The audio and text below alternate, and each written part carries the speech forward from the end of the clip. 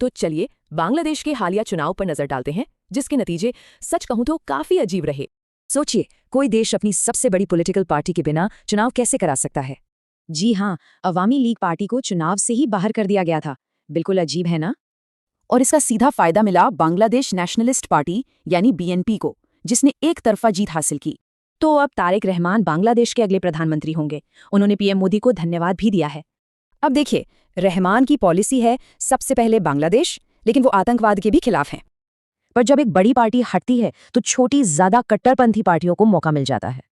और इन्हीं में से एक है जमात पार्टी, जिसका झुकाव हमेशा से पाकिस्तान की तरफ रहा है। तो अब बांग्लादेश की राजनीति में दो अलग अलग ताकतें हैं, एक राष्ट्रवादी, दूसरी कट्टरपंथी।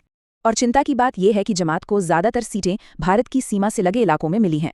तो सवाल ये है कि बांग्लादेश के इस नए पॉलिटिकल सीन का भारत पर क्या असर पड़ेगा। देखिए, भारत के लिए सबसे पहली प्राथमिकता है सिक्योरिटी, मतलब बॉर्डर पार से आतंकवाद को रोकना। और इतिहास देखें तो जब भी बीएनपी सत्ता में आई है, भारत के साथ रिश्ते तनावपूर्ण ही रहे हैं। लेकिन इस बार उम्मीद है कि तारिक रहमान शायद ज्यादा प्रैक्टिकल अप्रोच अपनाएंगे।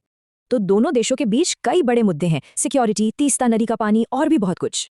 लेकिन बात सिर्फ पॉलिटिक्स की नहीं है, ग्लोबल टेक्सटाइल मार्केट में भी तगड़ा कंपटीशन है। यहाँ बांग्लादेश को एक बड़ा फायदा है, उसे अमेरिका को कपड़े बेचने पर कोई टैरिफ नहीं देना पड़ता। अब भारत भी ऐसी ही एक जीरो टैरिफ डील चाहता है, ताकि मुकाबला बराबरी का हो सके। इसलिए कहा जा रहा है कि उम्मीदें कम ही रखनी चाहिए, ताकि बाद में निराशा न हो। तो कुल मिलाकर रिश्तों में शायद गर्मजोशी न हो, पर स्थिरता बनी रहने की उम्मीद है। तो अब देखना यह है कि बांग्लादेश का भविष्य कौन तय करेगा, प्रैक्टिकल सोच या फिर विचारधारा।